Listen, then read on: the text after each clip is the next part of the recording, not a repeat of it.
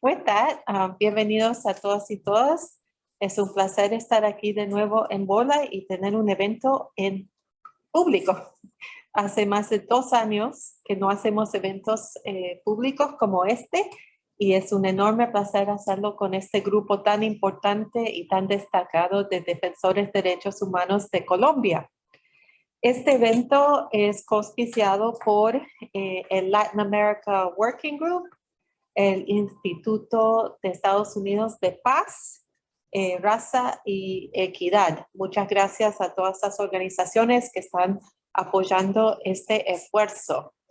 El grupo de ganadores que tenemos aquí son ganadores de un Premio Nacional de Derechos Humanos, que es un premio que lo otorga Diaconía y la ACT Sweden, la Iglesia Suecia, y lo han hecho más de 8 años precisamente para destacar el labor tan importante y crucial que hacen los defensores de derechos humanos en fortalecer la democracia y la paz en Colombia. También es un premio muy especial porque realmente ayuda a visibilizar el increíble y diverso labor que hacen muchos colombianos en Colombia y es muy inspirador. Entonces también quisiéramos agradecer a Diaconía y ACT Sweden por traernos estos ganadores aquí a Washington, D.C. para que puedan conversar con ustedes y con el gobierno de Estados Unidos. Estos ganadores ganaron el premio en el 2020. Dado la pandemia, solo están viniendo ahora porque no se pudo hacer antes.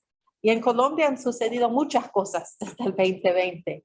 Como siempre en Colombia suceden muchas cosas, pero en este último año en particular sucedieron cosas muy, muy difíciles. Hubo una movilización social, abril 28 del año pasado, que duró varios meses, que se convirtió en un estallido social, una protesta que terminó en un estallido social, que realmente demostró que hay unos problemas serios en el país debido al nivel de represión brutal que recibieron muchos de los manifestantes en las manos de la Policía Nacional de Colombia y SMAT y otros. También Colombia fue muy afectado por la pandemia. La pandemia en Colombia, como en muchos países del mundo, destapó muchos de los problemas sociales que estaban ocurriendo en el país y las inequidades en Colombia, la falta de acuerdo y de implementación del acuerdo de paz de forma integral y todas esas falencias realmente se mostraron en la sociedad colombiana y desproporcionadamente hacia personas más pobres, afrodescendientes, indígenas y que viven en las zonas rurales. A raíz de toda esa situación, hemos visto que desafortunadamente las violaciones de derechos humanos en Colombia continúan. Siguen las masacres, siguen el desplazamiento forzado, que de hecho ha incrementado bastante en últimos tiempos, y siguen muy desafortunadamente la persecución, estigmatización y asesinato de líderes sociales, defensores de derechos humanos y líderes ambientales. A su vez, Colombia, como siempre, es muy contradictorio. Hay algunas cosas para celebrar. Una de ellas siendo de que este año la Comisión de la Verdad va a lanzar su informe sobre las causas del conflicto y dar recomendaciones de cómo se puede garantizar la verdad, justicia y no repetición de hechos tan graves como los que han sucedido en Colombia. También vemos que en Colombia estamos en una situación electoral. Acaban de pasar las elecciones parlamentarias y ahora viene la primera ronda, mayo 28, de presidenciales. La política en Colombia ha sido de ciertas maneras muy interesante por un gran despertamiento, un gran movimiento de nuevos actores que se han metido en la política de Colombia. también se ha diversificado. Es la primera vez en la historia de Colombia que tenemos múltiples tiquetes presidenciales que tienen vicepresidencias que son afrodescendientes, algo que nunca hemos visto en la historia de Colombia y muestra también un cambio, creo que hacia lo positivo. Entonces, hoy, primeramente voy a presentar a nuestros amigos que están aquí sentados conmigo y luego cada uno va a hablar como 5 minutos y tendremos una discusión. Entonces voy a empezar desde mi lado izquierdo. Está Marino Córdoba, que ganó el premio Reconocimiento por Vida en 2020. Marino es muy conocido aquí en Bola, ha presentado muchas veces. Él es el presidente de la Asociación de Desplazados Afrocolombianos, sobreviviente de la Operación Génesis. Fue exilado aquí en Estados Unidos muchos años, donde trabajó con muchos sobre diferentes temas, avanzando la causa afrodescendiente. Y volvió a Colombia en el 2020, donde él empezó a trabajar y conformar lo que se llama el Consejo de Paz Afrocolombiano, que luego se unió con la Comisión Étnica para abogar para lo que terminó siendo el capítulo étnico del Acuerdo de Paz. Al lado de Marino está Leiner Palacio, también del Chocó como Marino. Leiner es sobreviviente de la terrible masacre que sucedió en Bojayá en el 2002, donde él desafortunadamente perdió 28 familiares. Y Leiner ha sido un líder comunitario de muchos años, que antes de la masacre y después siguió abogando por los derechos de su comunidad, y también ahora es el primer comisionado afrocolombiano para la Comisión de la Verdad, quien ha hecho una labor bastante increíble con Patricia Tobón Yagarí, la indígena en Vera, que es la comisionada indígena, de recorrer todo Colombia para escuchar las voces de muchas de las víctimas de Colombia con una perspectiva diferenciada étnica, y él nos va a hablar mucho sobre eso. Leiner ganó el premio de Defensor del Año en 2020. Premio de Diaconía también tiene 2 premios que son colectivos para procesos y movimientos. Tenemos a mi derecha Mario Baicue Escue, que está representando los Kihuetegnas o la Guardia Indígena de Toribío, Taqueyo y San Francisco del proyecto de vida de los NASA, que forman parte de la Asociación de los Indígenas Cabildos de Toribío, Taqueyo y San Francisco del Cauca.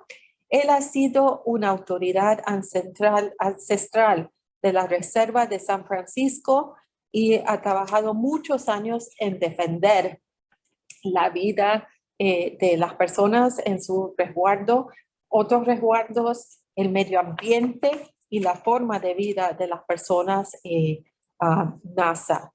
Ellos ganaron el premio colectivamente de proceso comunitario en el 2020. Al lado mío tenemos a Daniela Estefanía Rodríguez, que está aquí en representación del proceso colectivo del Comité en Solidaridad con Presos Políticos, que fue el premio para grupo acompañante a procesos. El FCSPP es una organización con larga trayectoria defendiendo víctimas por muchos años y abogando para los derechos civiles, especialmente personas que están privados de la libertad, pero muchos otros. Y Daniela en particular ha trabajado mucho sobre el caso de la Jurisdicción Especial de la Paz, el macro caso 003, que es básicamente conocido como el caso sobre ejecuciones extrajudiciales, pero incluye más que eso, incluye desaparecencias forzadas y personas que fueron dadas bajas durante el contexto de combate por agentes del Estado. Ella trabaja con esas víctimas y sus familiares, en particular en su papel frente a la Jurisdicción Especial para la Paz, abogando por su dignidad y por sus derechos. El FSPP también jugó un papel muy importante durante las protestas y el paro nacional que sucedió el año pasado, porque forman parte de una red de organizaciones que se llama la Campaña para Defender la Libertad para Todos y Todas, que acompañó a los manifestantes con acciones legales, con monitoreo, con documentación. Y como sabemos mucho, fueron muy brutales estas protestas. Hubo algunos números son diferentes, pero los que tengo aquí son de 74 muertes, 27 personas que tuvieron lesiones oculares, más de 285 detenciones, personas heridas, ataques contra mujeres de violencia sexual y también problemas de respiración por el uso de el gas. Ellos están desde entonces trabajando de manera muy dura en asegurar de que se reforma la policía en el país y que haya justicia para las víctimas. Entonces vamos a empezar primeramente con Leiner. Bueno, un saludo para todos y todas. Ya Jimena me había presentado. Agradecerles por estar aquí y también agradecerle a Diaconía y a la Iglesia Sueca por habernos dado la oportunidad de presentarnos como premios y también eso nos motiva, incluso a pesar de todo lo que hemos sufrido, para seguir trabajando. Yo pienso que este premio es una estimulación más y con ello también una estimulación para reconocer el trabajo de muchos hombres y mujeres que están en el día a día en los territorios haciendo liderazgo. Yo siempre digo una cosa, si haciendo todo el liderazgo que hay en Colombia, la situación es tan crítica, ¿qué tal que no se hiciera nada? Pues la situación sería peor. Entonces esto tiene que ser una motivación más y muchas gracias por ello. Y también Wola por facilitarnos este encuentro y acompañarnos en los territorios. Yo desafortunadamente tengo que hablar de cosas duras y críticas, porque pues hace 20 años sufrí la violencia en un territorio en el departamento del Chocó y después de eso lo que he visto es más muerte en toda la geografía colombiana. Hay personas que no tienen un día de descanso. Y quisiera referirme a algunos casos. Lamentablemente tengo que decir que en el departamento del Chocó, en Arauca, en Putumayo, en el Caribe, en las regiones de Buenaventura, Tumaco, lo que se vive es una desgracia humanitaria. Ya no es una crisis humanitaria, es más que una crisis humanitaria. Y eso se refleja en algunos elementos que tienen que ver con el alto nivel de desplazamiento o de expulsión de personas de esos territorios hacia las ciudades, hacia las partes urbanas, y esa presión que están ejerciendo el ELN, los paramilitares. En Colombia hoy pudiéramos decir que hay más de 30 grupos armados ilegales haciéndole presión a las comunidades. Pero también estamos viviendo un confinamiento impresionante. Más de 16,000 personas solamente en el departamento del Chocó están viviendo un confinamiento de más de 4 años ya. En el departamento del Chocó, los niveles de reclutamiento de niños y niñas es tremendamente grave. En el último año pudiéramos decir que al menos 300 personas, 300 jóvenes han sido involucrados en la guerra. Pero lo más grave aún incluso es que los jóvenes se resisten y cuando se resisten, la presión armada mismo ha llevado incluso a que muchos jóvenes hasta decidan mejor matarse. Muchos jóvenes se han ahorcado en el departamento del Chocó para no caer en las garras de la guerra. Más de 50 casos tenemos hoy de personas que se han matado por eso. Y eso muestra también la resistencia al conflicto armado que ha hecho la juventud colombiana. Es triste ver y escuchar las escenas de violaciones a nuestras mujeres indígenas y afrocolombianas campesinas en esos territorios. Realmente es el pan de cada día. Entonces, digamos que uno pudiera decir que en la periferia de Colombia lo que se vive realmente es una situación parecida al infierno, aunque no estaba allá, pero es un poco muy difícil, ¿no? por las anécdotas que cuentan de cómo arde el infierno y cómo arde el dolor al interior de nuestras tripas y nuestros corazones. En ese contexto, duele aún más ver la negativa del Estado colombiano en reconocer que eso está pasando. ¿Cómo es posible que ante las denuncias de los obispos, de las organizaciones, de la sociedad civil, la respuesta del Estado sea negar una realidad? Entonces eso de por sí ya impone o sea, ya le impone una carga más a la sociedad porque no hay posibilidades de que sus derechos se materialicen. En ese contexto, nosotros como organizaciones y como defensores de derechos humanos creemos que una salida negociada del conflicto armado que involucre un acuerdo global es necesario. Y la experiencia con la FARC nos mostró de que el Estado no ocupó esos territorios, por eso la violencia hoy está así. Y nosotros consideramos que un acuerdo humanitario donde se pueda embarcar todas estas personas, toda esta gente que se volvió a armar y que incluso siguió en el conflicto, pues es una posibilidad importante. Y créanme que me atrevería a decir aquí hoy que hasta lo hemos explorado con ellos. Y paradójicamente muchos han manifestado que estarían dispuestos. Lo que pasa es que las puertas del Estado colombiano o del gobierno colombiano no parece oír la importancia de completar la paz. Y eso nos duele profundamente. Ojalá que esta conversa y la realidad internacional también nos ayudara. Y yo creo que en ese campo Estados Unidos juega un papel importante en la presión política hacia el gobierno colombiano para que ojalá pueda impulsarse y animarse a solucionar un conflicto tan grave como el que estamos viviendo, porque por la vía militar no se va a resolver. Eso sí estamos convencidos. Por la vía militar, lo único que esperamos es la condena a la muerte. Quizás de aquí salimos y mañana que lleguemos a los territorios, ustedes escucharán las noticias de nuestra funeral. Entonces, en ese sentido, le solicitamos un poco esa comprensión. Nosotros, como Comisión de la Verdad, hemos recorrido los territorios, ya Jimena lo planteaba, y nos hemos metido a lo más recóndito. Y créanme que es inconcebible escuchar los testimonios de desgracia, de mujeres que le abrieron su vientre para hasta matar y perseguir el bebé, de las múltiples violaciones, de las desapariciones solamente en el Caribe, 10.000 personas alrededor del Canal del Dique, un cementerio de muertos. Entonces hemos escuchado la tragedia y hemos escuchado más de 26.000 testimonios.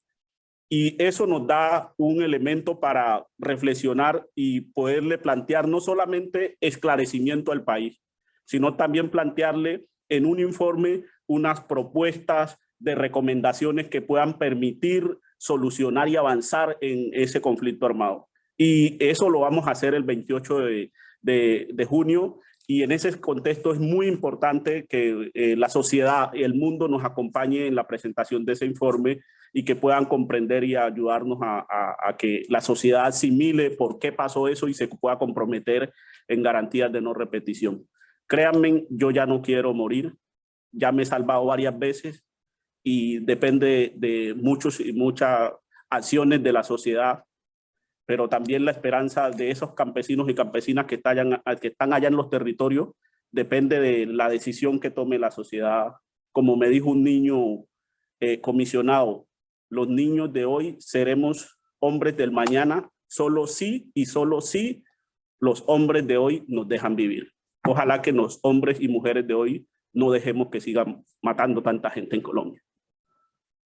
Gracias, Leiner. Ahora vamos a escuchar de Daniel. Gracias.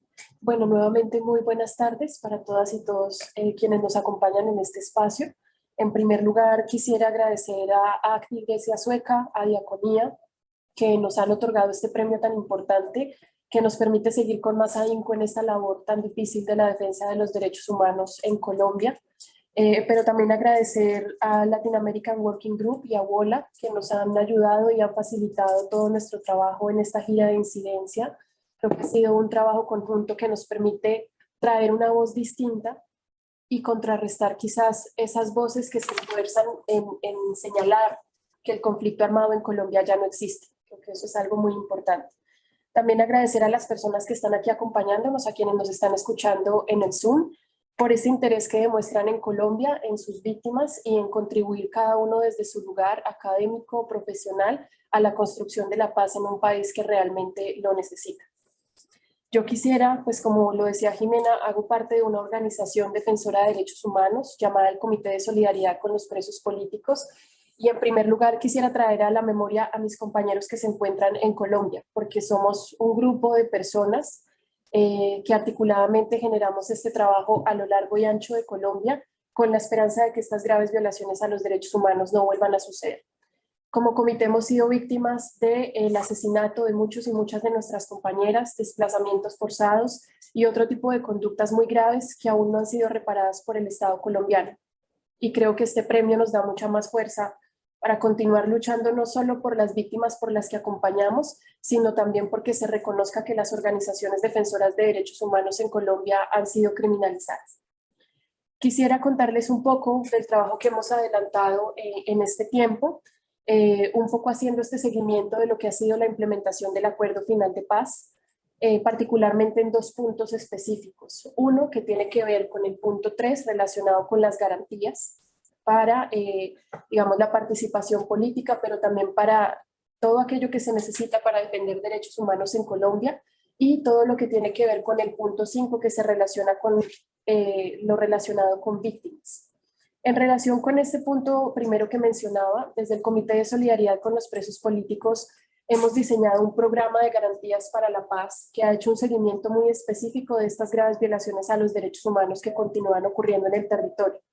Desafortunadamente, tenemos que contarles cómo las cifras que tenemos representan una realidad que, como lo dice Leiner, es todavía más dura que la que teníamos antes de la firma del Acuerdo Final de Paz.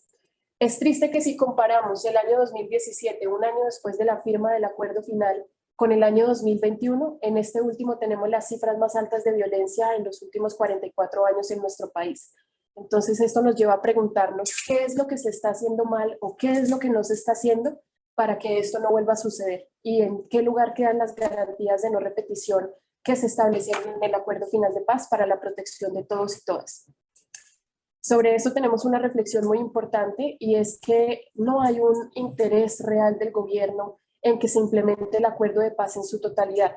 Hemos advertido que se han implementado algunas políticas que son transversales, que son paralelas, y que aun cuando tienen unos objetivos que pueden acompasarse en alguna medida con el acuerdo final, no respetan, digamos, lo que se pactó por parte de los actores que firmaron este acuerdo. En ese sentido, se han centrado en proponer alternativas que son favorables a los intereses de algunos, pero que no han resultado satisfactorias para impedir que estas graves violaciones a los derechos humanos continúen en el territorio.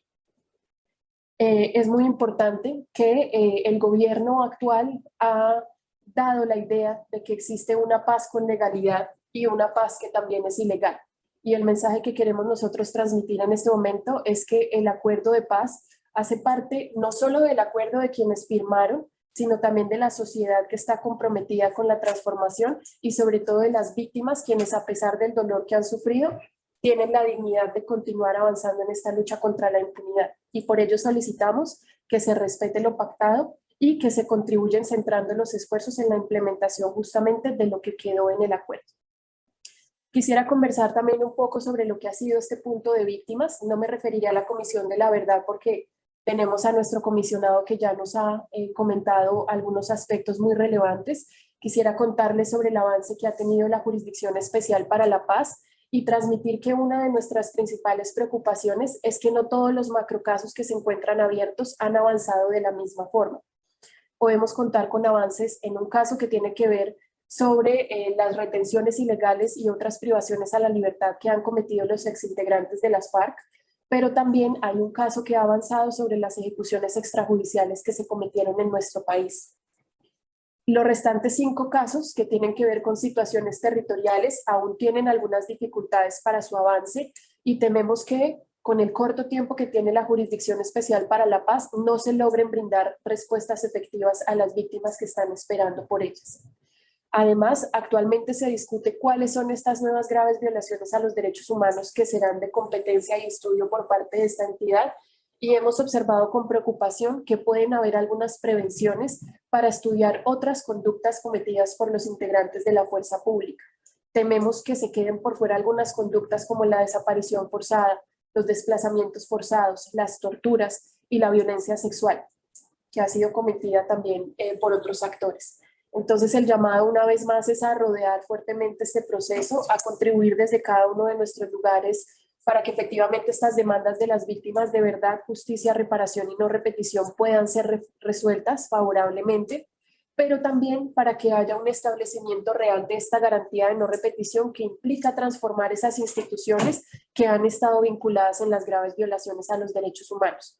Ya les contaba Jimena un poco cómo desde el comité hacemos parte de una red de organizaciones llamada la Campaña Defender la Libertad de un Asunto de Todas, en donde propendemos por hacer un acompañamiento en la movilización social desde diferentes sectores. En primer lugar, en el terreno, es decir, asegurándonos en el momento de las manifestaciones que no haya unas agresiones sobre quienes están ejerciendo legítimamente sus derechos, pero también exigiendo que pueda haber una reforma de estos protocolos sobre el uso de armas letales, de estas armas menos letales, como nos han dicho que debemos llamarlas, pero que pueden resultar en unas afectaciones graves para la vida y para la integridad. Hemos visto cómo las cifras de lesiones oculares en Colombia son altísimas en comparación con países como Chile, que tienen los índices más relevantes en esta materia. Hemos visto cómo continúa el uso del derecho como una herramienta para impedir que defensores y defensoras de derechos humanos, pero también quienes se movilizan en las calles, hagan un uso adecuado de sus derechos. Entonces, se priva a las personas de la libertad por salir a manifestarse, se las llevan a lugares que son desconocidos para quienes estamos haciendo esta verificación y posteriormente no hay investigaciones que den cuenta de qué es lo que ha sucedido y de quiénes han dado estas órdenes. Entonces, es fundamental que contribuyamos también con pensarnos cómo debería ser una reforma a las instituciones colombianas para garantizar esa no repetición, pero también para garantizar que podamos en este momento actual no solo enfrentar un legado y un pasado de violaciones atroces y masivas a los derechos humanos, sino impedir las que se pueden estar perpetrando en este momento. Creo que podría dejar mi intervención por allí y estaría complacida al final de responder las inquietudes que surjan al respecto. Muchas gracias. Gracias, Daniela. Ahora vamos a escuchar de Marino. Bueno, quiero pues, agradecer la oportunidad de estar aquí después de la pandemia. Que dale gracias a Dios por eso, encontrarnos nuevamente. Muchos amigos, compañeros nuestros se fueron con la pandemia y un gran vacío también que nos dejan a nosotros. Quiero agradecer a WAL, a Latin America Working Group, a Rights and Equality, a la Iglesia Sueca y a Diaconía por esta oportunidad. Yo hablo duro, pero más. Más duro. Parece que el almuerzo no hizo efecto.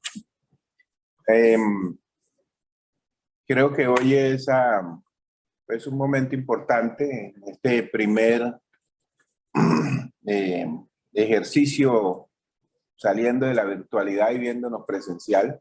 Mucho mejor, ¿cierto? Esa virtualidad realmente no es como tan bueno. Finalmente se duerme uno en el computador. Yo quiero empezar mencionando pues algunos temas que me parece que son clave. La Defensoría del Pueblo sacó un informe sobre el tema del desplazamiento en Colombia y habló que en el primer trimestre de este año hubieron 4.400 personas desplazadas. Eso dijo la Defensoría del Pueblo. La ONU habló que en el año 2001 el desplazamiento en el país fue del 181%. Más o menos unas 73.900 personas fueron desplazadas. Y confinadas hablan de 65.600 personas. Entre esos hace una referencia a afros e indígenas y está hablando de que 44.300 indígenas y 11.600 afros han sido afectados. Realmente creo que nosotros no la hemos jugado toda porque Colombia es un país que ha estado en acción permanente luchando por la paz. Creo que los que creemos o los que hemos vivido en zonas de guerra y creemos en la paz, no la hemos estado jugando toda por ella. El derecho a vivir en Colombia y en cualquier lugar es un derecho fundamental para cualquier ser humano. Y ese es lo que nos motiva a nosotros a hacer lo que hacemos de manera permanente. Entonces, nos la hemos estado jugando por la paz, por la justicia, por la verdad, por derechos humanos. Ese ha sido, digamos, el ejercicio en el que nos hemos movido. El proceso de paz no solamente movilizó a los colombianos, movilizó a Estados Unidos, movilizó a otros países con quienes soñamos que eso era posible y hicimos equipo juntos y alcanzamos cosas importantes. El acuerdo de paz fue posible gracias a la voluntad de las partes, el gobierno, las FARC, a la sociedad civil colombiana, pero también a los países y organizaciones que se unieron con nosotros para ver cómo se terminaba el conflicto. El presidente Duque recibió un país con esperanza, con sueños, con la posibilidad de acabar con una brecha de desigualdad, de violencia, y hoy entrega a un país en guerra, con desplazados, con masacres, número de masacres muy alta, con asesinato de líderes sociales de manera increíble, de los firmantes del acuerdo de paz. Un país donde se perdió la esperanza y el sueño de terminar el conflicto. El último hecho que hemos escuchado estos días es lo que pasó en Putumayo. Todas las investigaciones apuntan de que lo que ocurrió en el Putumayo fue una masacre cometida por el ejército. Y luego el mismo presidente sale a decir que fue una operación muy bien planeada, muy bien diseñada, ¿cierto? Y el resultado son unos civiles muertos. Eso muestra la realidad en lo que estamos hoy en Colombia.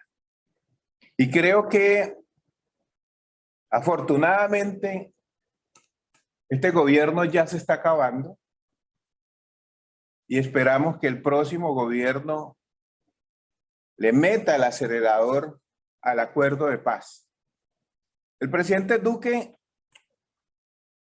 diseñó toda una estrategia por encima del acuerdo de paz que él ha llamado la paz con legalidad.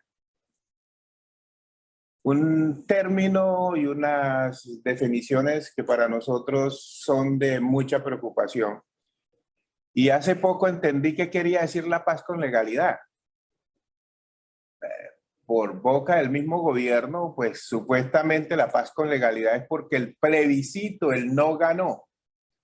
Y no se reconoció ese no en sus propuestas, no fueron incorporadas según el gobierno al acuerdo final, lo cual no es cierto. Pero lo que hay que decir aquí es que las elecciones en las cuales eligió el presidente Duque fueron las más pacíficas en Colombia, hay que reconocer eso. Que las muertes y los asesinatos disminuyeron durante ese tiempo. Y hoy cuando uno compara, hay un gran desequilibrio en esa realidad. Pero ¿dónde está ocurriendo todo esto? Las ciudades, ¿no?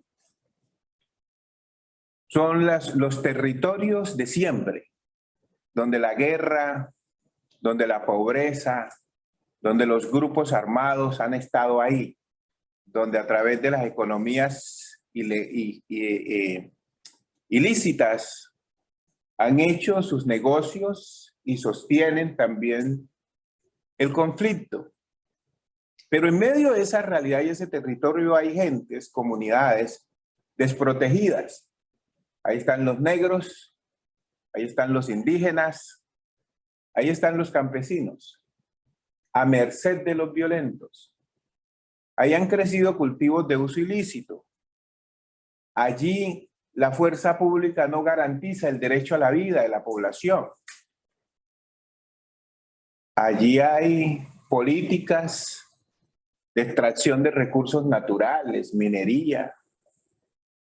Y eso lleva a una situación de afectación colectiva a los derechos de las comunidades étnicas.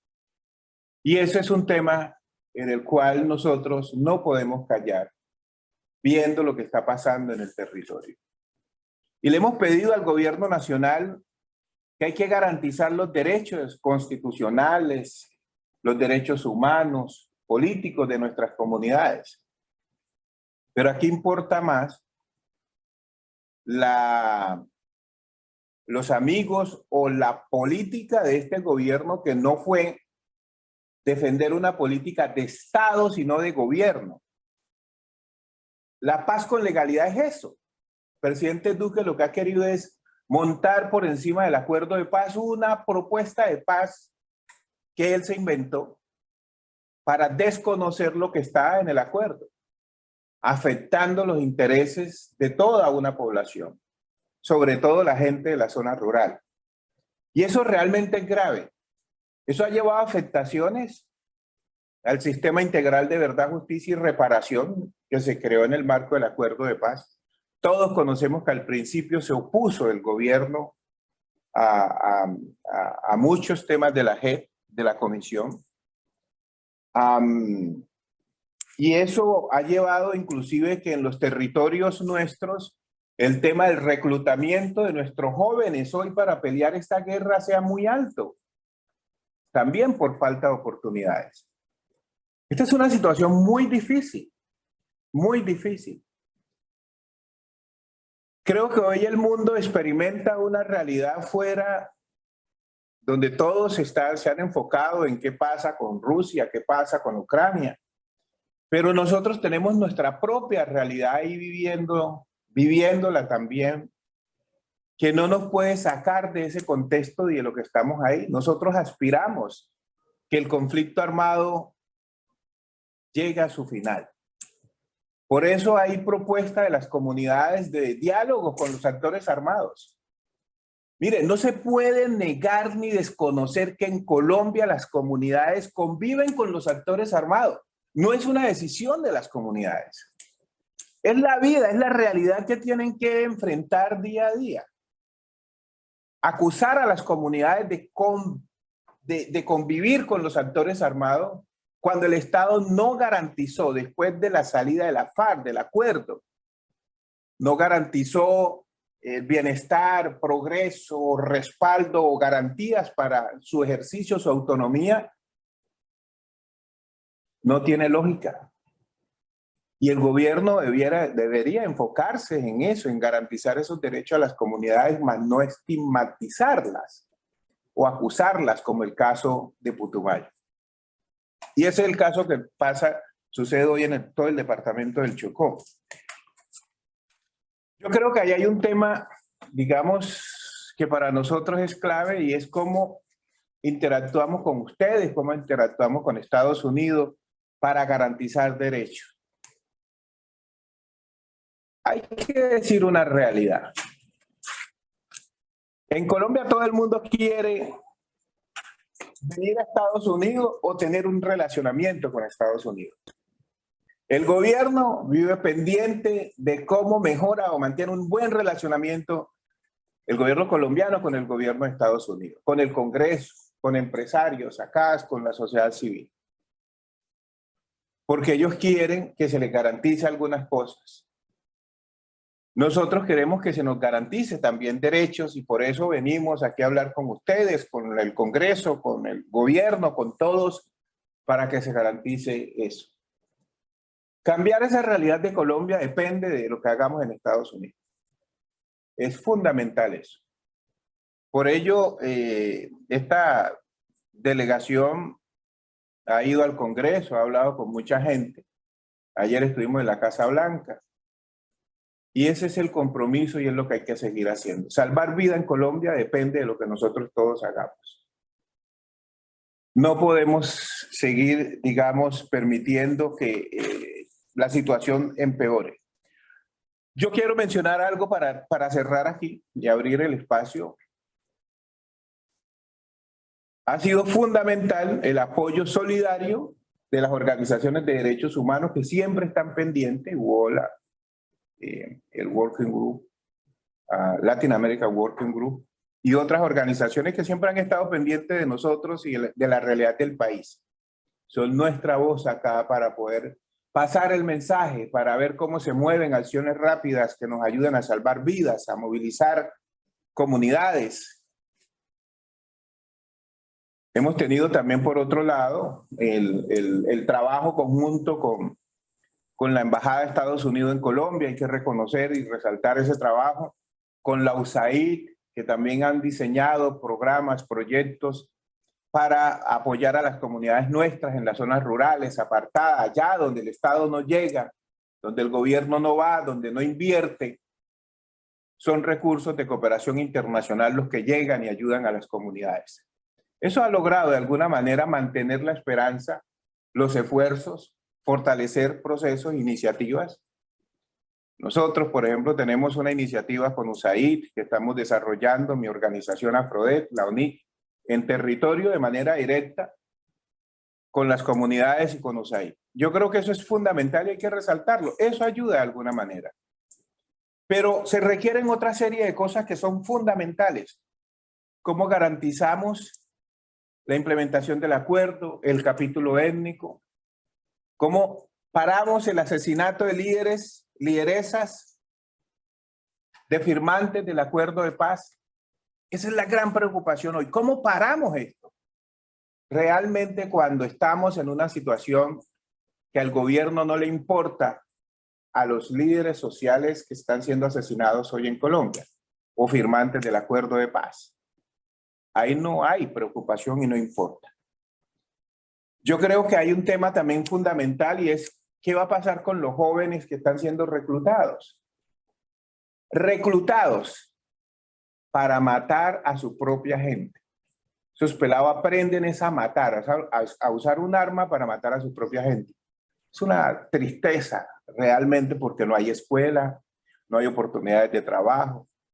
Este gobierno, con la movilización social que se dio en Colombia, donde los jóvenes tomaron el liderazgo, lo que hizo fue tirarle el SMAI, la policía, para acabar a esos muchachos que reclamaban mejores oportunidades. ¿Quién ha visto que el gobierno de la gente supuestamente se va a ir en contra de su propio pueblo? Y realmente llamamos a Estados Unidos a pronunciarse frente a eso. No se puede tolerar un gobierno de esos porque sea muy amigo, pues. No es justo eso. Hay muchas cosas que debemos seguir trabajando juntos para ver cómo mejoramos. Yo termino diciendo entonces que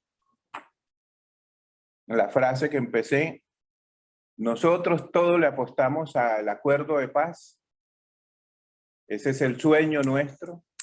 El gobierno de Colombia hoy recibió un acuerdo de paz con la posibilidad de implementarlo y nos entrega a un país en desgracia, en tristeza, dolor, guerra, es decir, hizo triza el acuerdo de paz.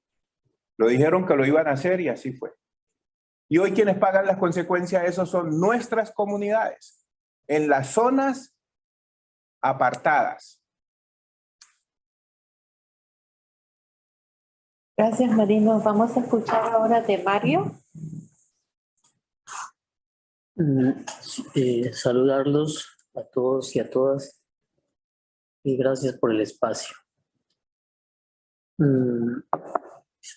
Nosotros... Hablar un poquito más duro, por favor. comentar algo. Sí, y nosotros yo vengo de un territorio de Toribío, Tacoyo y San Francisco, como lo mencionó la compañera. ¿Ya? Y sí agradecer a las instituciones, a las organizaciones que defienden los derechos humanos. Nosotros, los compañeros que ya se presentaron, han sido víctimas del conflicto armado. Y nosotros, los afros, los indígenas, campesinos, somos víctimas. Y nosotros como indígenas nos preparamos, resistimos en el momento antes de firmar la paz. Y nos preparamos para un post-conflicto. Y veíamos que nos iban a asesinar más personas en un post-conflicto después del acuerdo.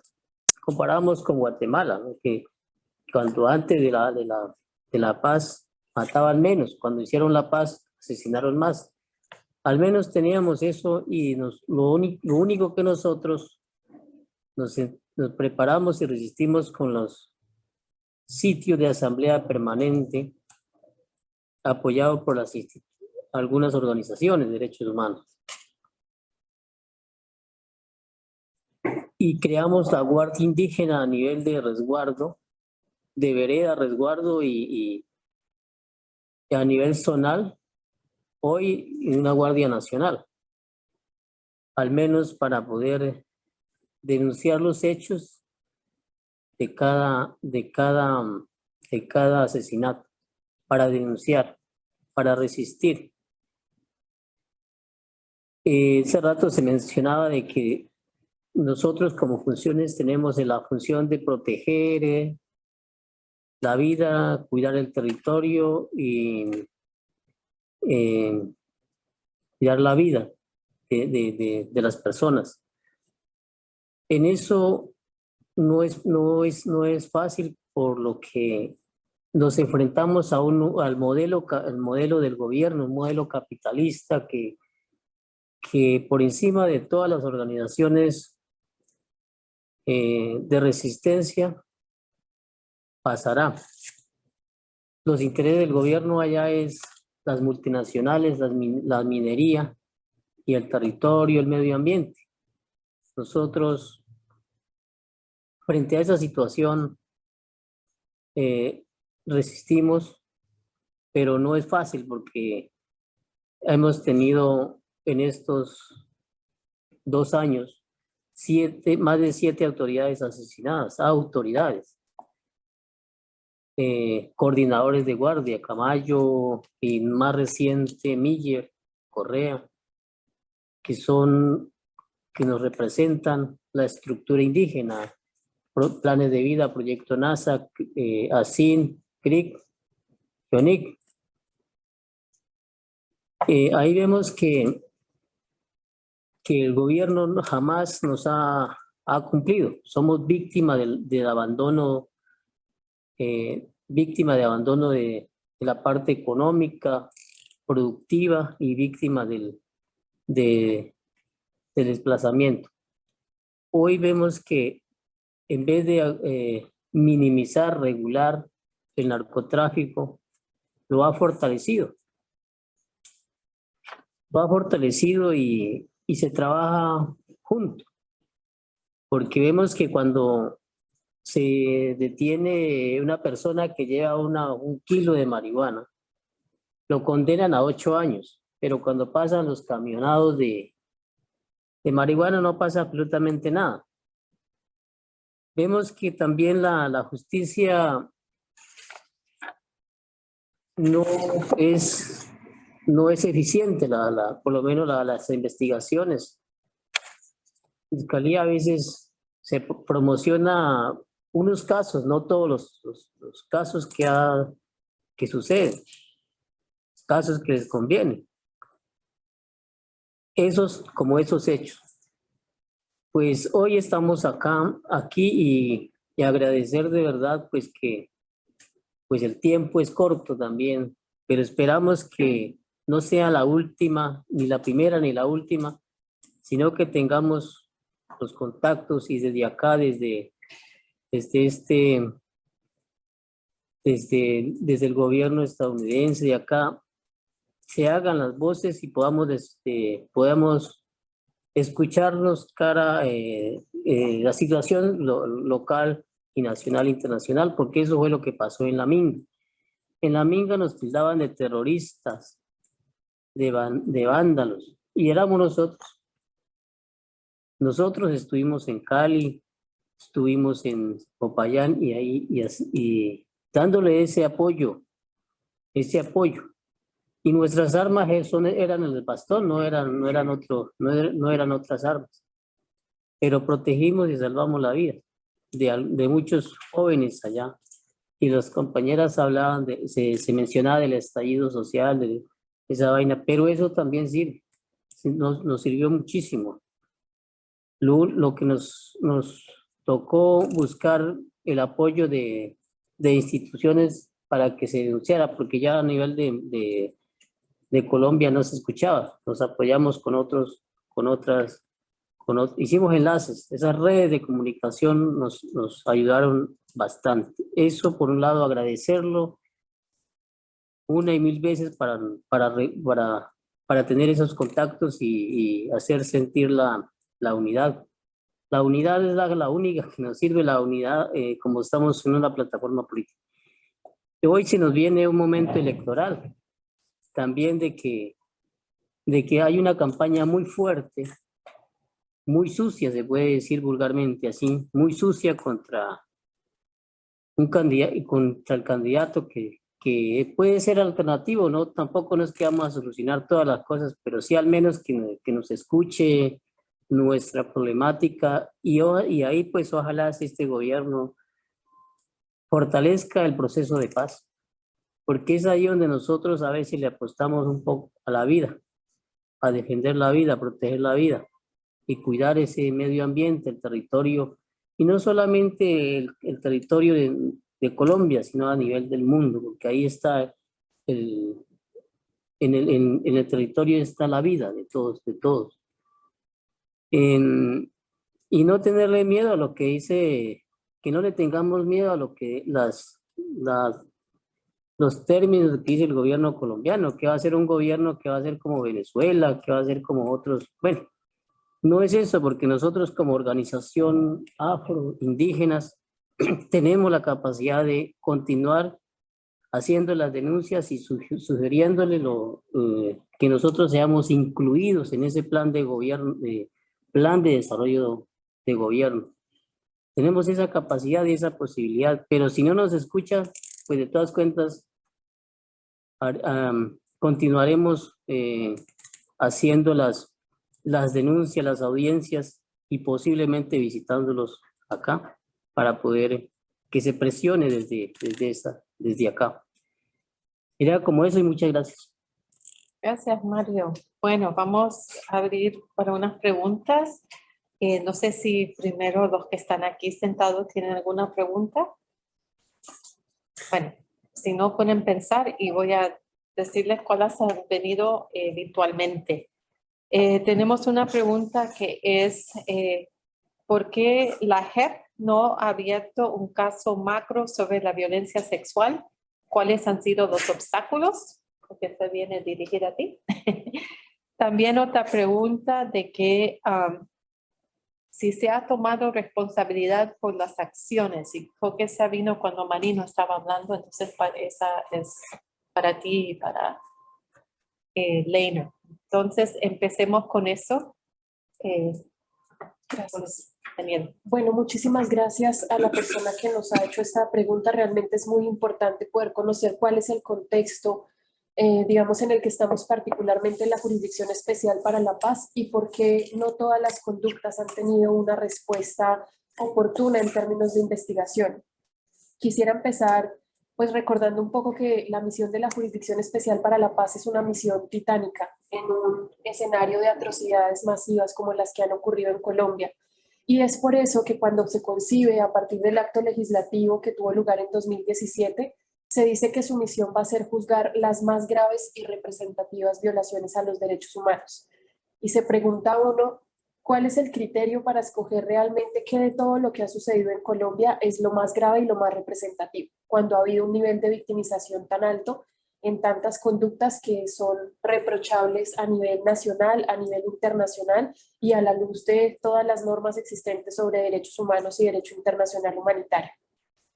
En este marco, la Jurisdicción Especial para la Paz decide emprender la búsqueda de cuáles son estas conductas y allí decide priorizar en primer lugar las retenciones ilegales sobre las que les comentaba hace un momento que tuvieron, digamos que fueron accionadas por las FARC, pero también decide que uno de los casos más emblemáticos o más documentados también sobre la responsabilidad de la fuerza pública son las ejecuciones extrajudiciales. Sin embargo, pues efectivamente las conductas que exceden estas dos que les he comentado, hay algunas que están siendo tratadas de forma transversal dentro de estos casos. Desafortunadamente hemos visto que no podemos ligar las conductas y tocarlas como temas independientes, porque una violación a los derechos humanos trae como consecuencia una secuencia de conductas que hacen más gravosa esta situación. Entonces, por ejemplo, en el caso de las ejecuciones, nos hemos dado cuenta que no solo hubo asesinatos, sino que también hubo desapariciones forzadas. También en algunos casos hubo violencia sexual, hubo desplazamiento forzado. A partir de aquí, la jurisdicción ha encontrado todo un reto en cómo hacer para, en tan corto tiempo, dar respuesta a un nivel de victimización tan alta. Y han decidido centrar sus esfuerzos, como lo han hecho hasta ahora, en estas que consideran los casos que tienen un mayor nivel de documentación. Creo que aquí vale la pena señalar también las dificultades que ha habido para la presentación de informes por parte de las víctimas y el tratamiento especial que tienen las víctimas de violencia sexual para la construcción de sus informes, donde debe garantizarse un acompañamiento psicosocial debido, una orientación jurídica que en algunos escenarios se dificultó, sobre todo teniendo en cuenta que venimos de un escenario de pandemia que no hizo fácil, digamos, poder trabajar en los territorios y poder presentar informes que den cuenta de la magnitud de la victimización. Sin embargo, allí en Colombia hay unas organizaciones muy valiosas que han hecho este trabajo, que han entregado una información voluminosa a la Jurisdicción Especial para la Paz y que han insistido en la apertura de un caso individual, es decir, de un caso específico que analice las particularidades de la violencia sexual.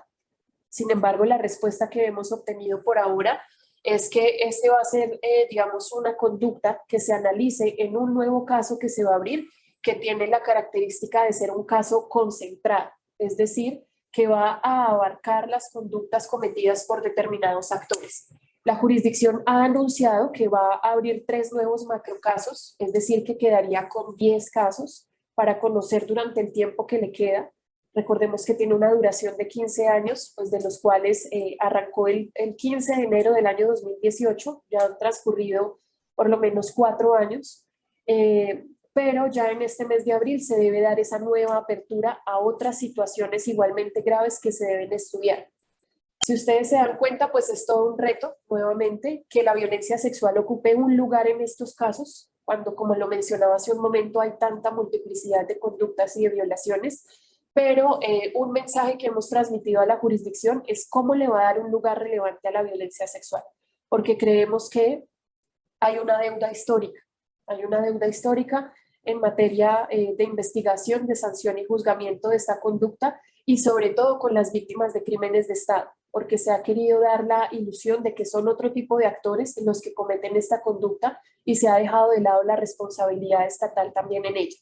Entonces, obedece concretamente esto también a unas limitaciones temporales de personal también, si se quiere. La capacidad humana desafortunadamente no es la deseada para enfrentar este pasado de atrocidades que hemos tenido en Colombia y pues el tiempo tan limitado que hay también es importante, ¿no? Continuaremos en todo caso exigiendo desde las organizaciones junto con las víctimas pues que efectivamente estos macrocasos se abran de forma tal que permitan la participación efectiva de las víctimas, también el recibir nueva información que quizá no se ha podido aportar a la fecha y que es totalmente relevante para las investigaciones, pero esto también pasa por un compromiso político del Estado colombiano, de permitir que se esclarezca qué fue lo que sucedió, no solo con los casos de violencia sexual, sino con todos aquellos que involucran la responsabilidad del Estado. muy preocupante que el acuerdo de paz resaltado en todo el mundo por la equidad de género e integración de derechos de mujeres no tenga este caso como obvio, uno de los casos. Llegó otra pregunta que les voy a agregar a ustedes dos, que es, ¿qué se puede hacer para prevenir el reclutamiento de jóvenes o de niños? Entonces, la primera es cómo vamos con el tema de responsabilidad. Y segundo, los de los jóvenes y niños.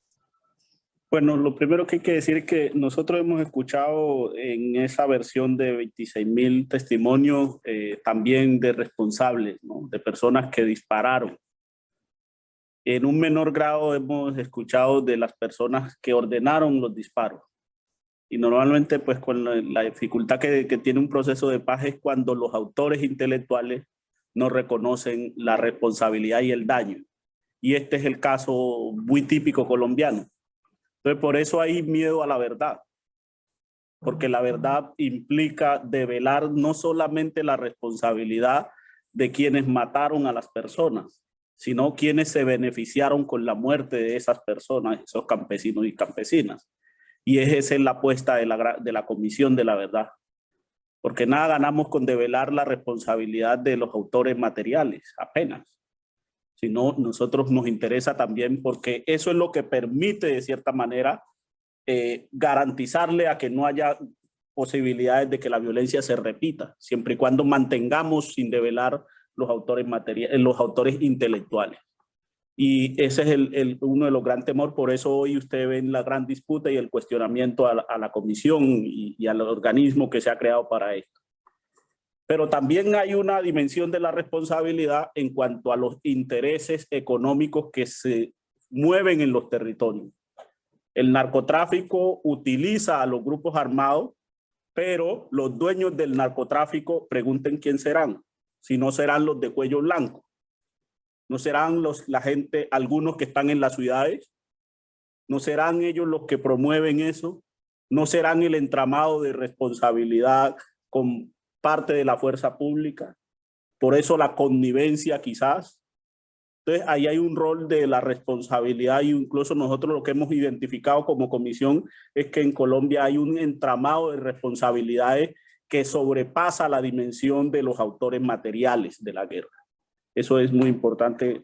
Y ahí vamos a seguir profundizando sobre los intereses que hay en esos territorios en cuanto a megaproyectos y seguramente tendremos que decir una palabra frente a esos intereses también que hay ahí. Eso también es responsabilidad, porque hay muchas empresas involucradas ahí, ganaderos, ¿cierto? El otro elemento con relación a los jóvenes, hombre, el acuerdo de paz nosotros seguimos pensando que es una fórmula muy interesante para solucionar los problemas que ya tenemos. Yo no creo que tengamos que ponernos a inventarnos nuevas fórmulas. El acuerdo de paz plantea mecanismos concretos para el desmonte de los paramilitares, para el desmonte y persecución de las otras estructuras armadas que hay en los territorios. Pues que se haga eso. Si quitamos la garantía para que los jóvenes no sean reclutados, pues es que necesitamos que no hayan armados en sus territorios.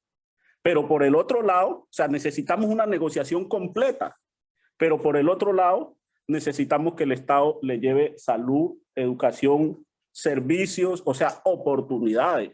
Es que hay jóvenes que no tienen un vaso de agua para tomarse porque hasta el agua está contaminada en esos territorios.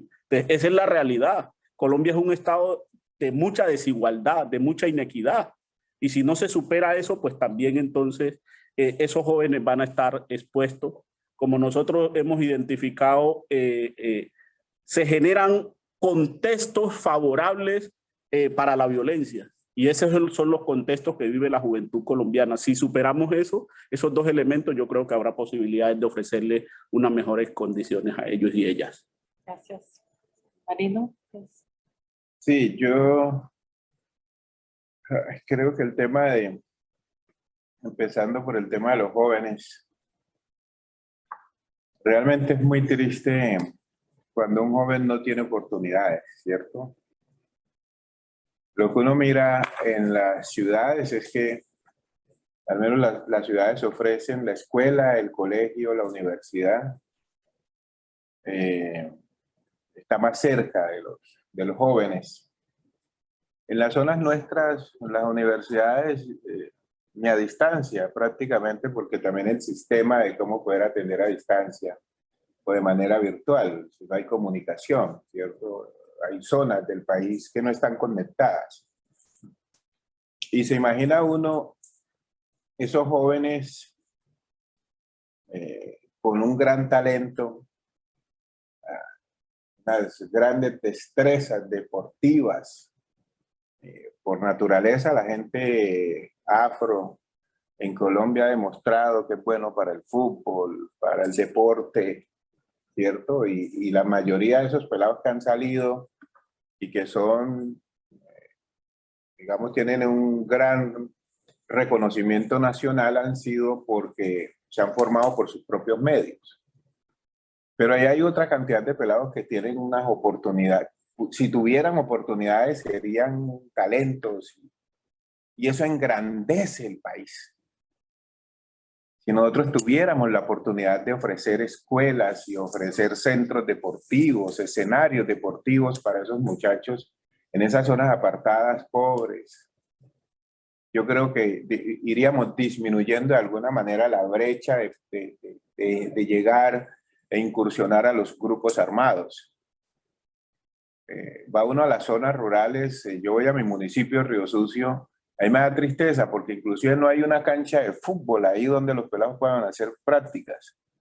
Estos días fui allá y estaba inundada completamente. Es decir, no había condiciones para que los pelados. Y mira uno de los pelados por ahí sí jugando, no hay nada que hacer. Entonces, y el tema del consumo de drogas ha crecido mucho en esos lugares apartados. El tema del microtráfico. Cuando yo estudiaba, vivía en mi pueblo, ese tema del consumo de drogas no se veía. Hoy es una vaina increíble cómo los pelados están metidos en eso.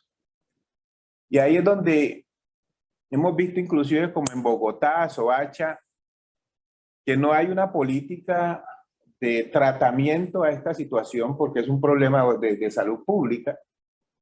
Pero ahí es una política represiva contra ellos.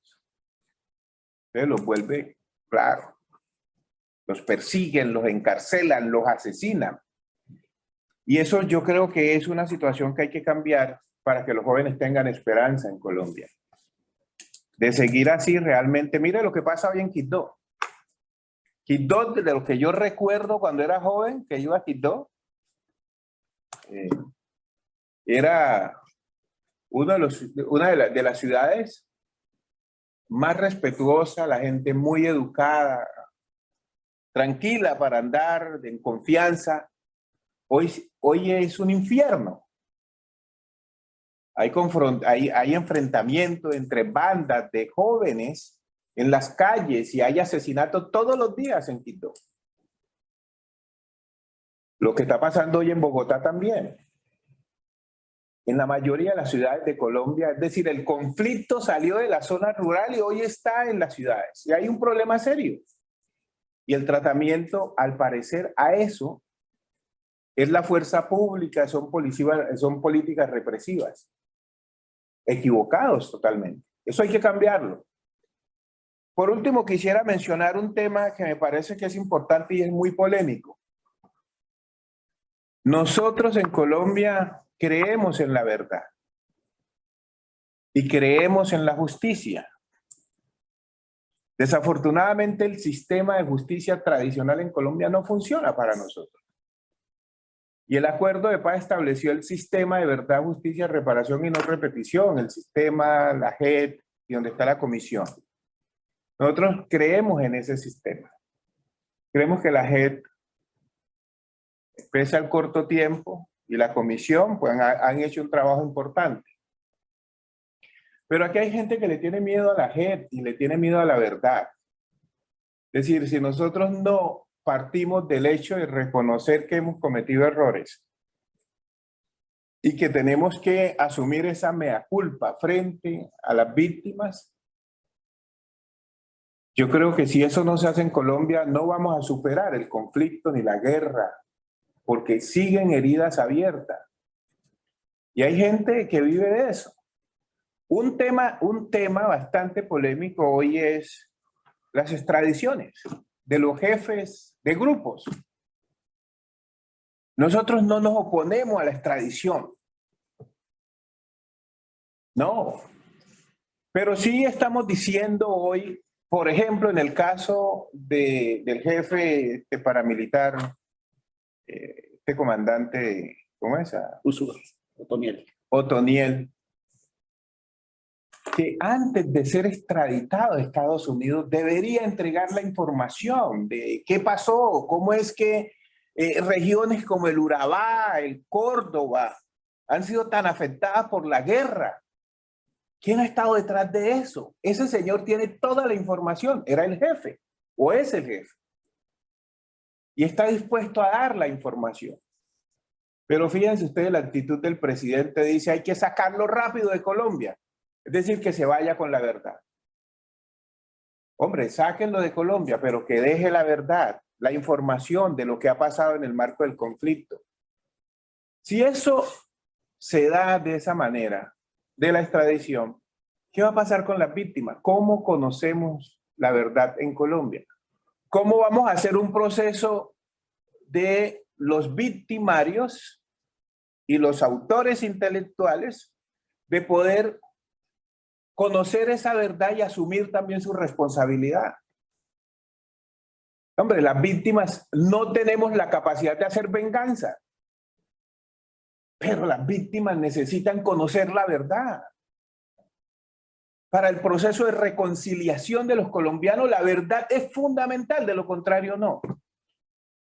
Claro, uno entiende que detrás de esa información hay mucha gente, políticos, sectores económicos que no quieren que se conozca qué es lo que ellos han hecho.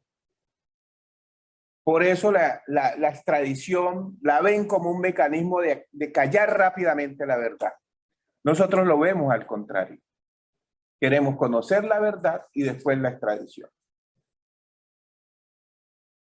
Termino diciendo que hay un tema que me parece que es fundamental. Dos temas que hemos visto en Estados Unidos en los últimos tiempos que nos parece fundamental y agradecerle a las organizaciones de derechos humanos acá que nos han ayudado con eso.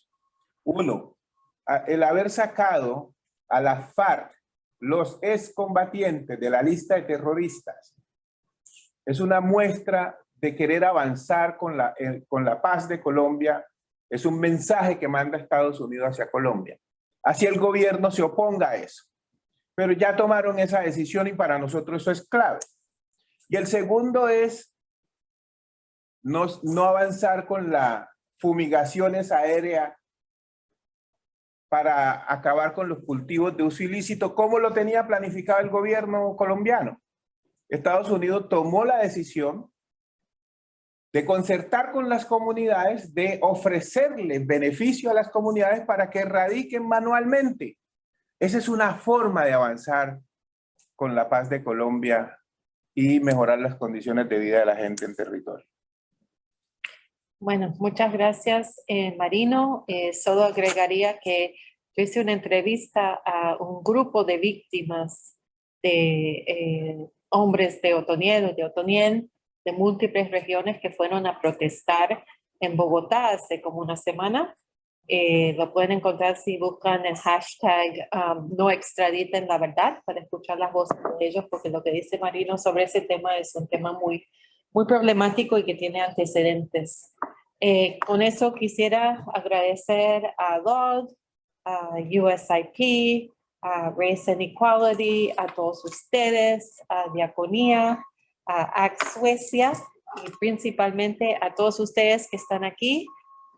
Quisiera felicitarlos todos por el tremendo trabajo que ustedes hacen y seguiremos todos trabajando juntos adelante con todos estos temas. Gracias. Gracias.